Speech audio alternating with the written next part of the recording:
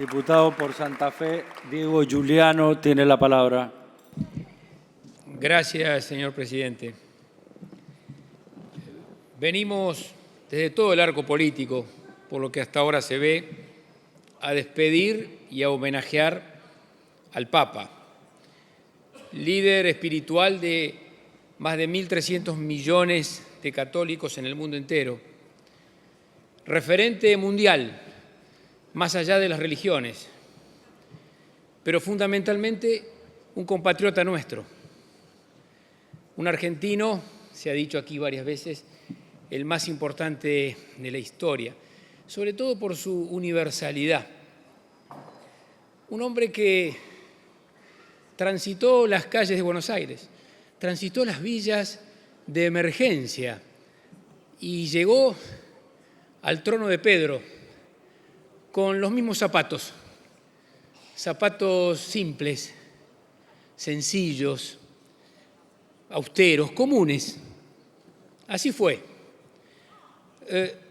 Un hombre que supo transitar y recorrer la periferia, no solamente de la Argentina, del mundo entero, las periferias, y representó fuertemente a esas periferias, independientemente de si eran católicos, musulmanes, judíos o cristianos.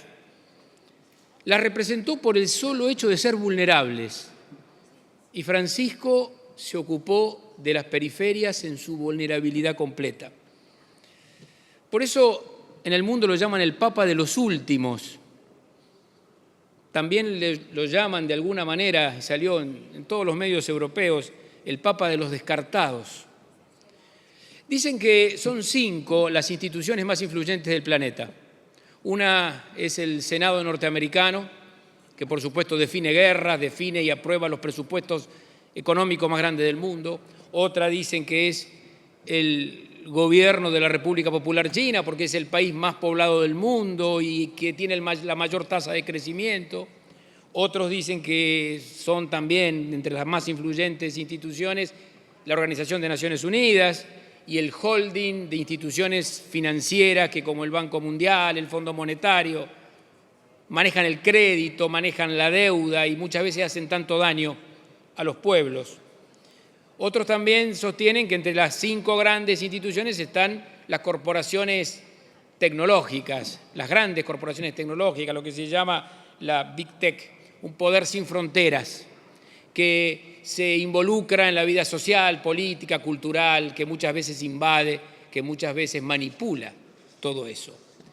Pero dentro de estas 5 grandes instituciones del planeta, las más influyentes, está la Iglesia Católica, que tiene 2000 años, que tiene una influencia sobre más de 1.300 o mucho más millones de personas en el mundo, que está presente en los 5 continentes.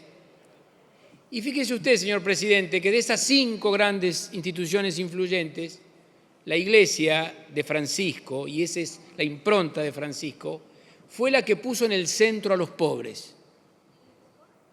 Frente a todas estas instituciones, fue la Iglesia y es la Iglesia de Francisco, porque ahí está su querisma, su carisma, la de poner en el centro a los pobres. Francisco fue la voz de los más pequeños de la tierra, pero también fue la voz de la tierra.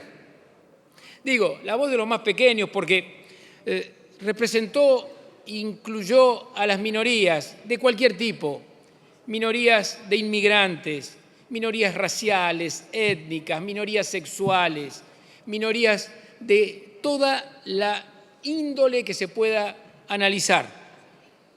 Y también decía que fue la voz de la tierra, porque en Laudato Si nos dijo que la tierra no era una mercancía, no es una mercancía, sino la casa común, la que tenemos que cuidar intergeneracionalmente.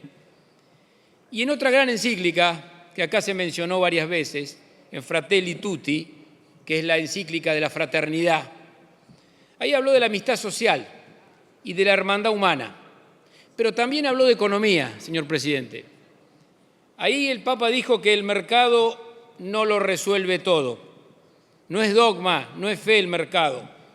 Es un pensamiento pobre y repetitivo que propone siempre las mismas recetas. Ahí dijo que hay una colonización ideológica que impide pensar desde ese pensamiento de la libertad de mercado absoluta, impide pensar en alternativas superadoras hacia el bien común. Y ahí se entendió y se entiende por qué algunos estuvieron tan enojados con Francisco. Ahí se entiende por qué lo insultaron o lo agraviaron. Esto lo dijo hace unas horas la presidenta de México, después de leer Fratelli Tutti al pueblo mexicano, dijo: ahora entiendo, ahora se entiende por qué no lo querían. Porque el Papa argentino fue un Papa incómodo para algunos centros de poder, para el poder del mercado.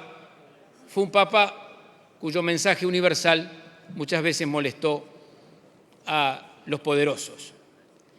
Se fue, señor presidente, Jorge Bergoglio, el obispo de Buenos Aires, que llegó a ser obispo de Roma, el primer papa jesuita, el primer papa que se llamó Francisco, como se llamó el santo de los pobres. Se fue el primer papa argentino. Y la verdad que fue a Argentina su educación y su cultura. Argentina fue su camiseta.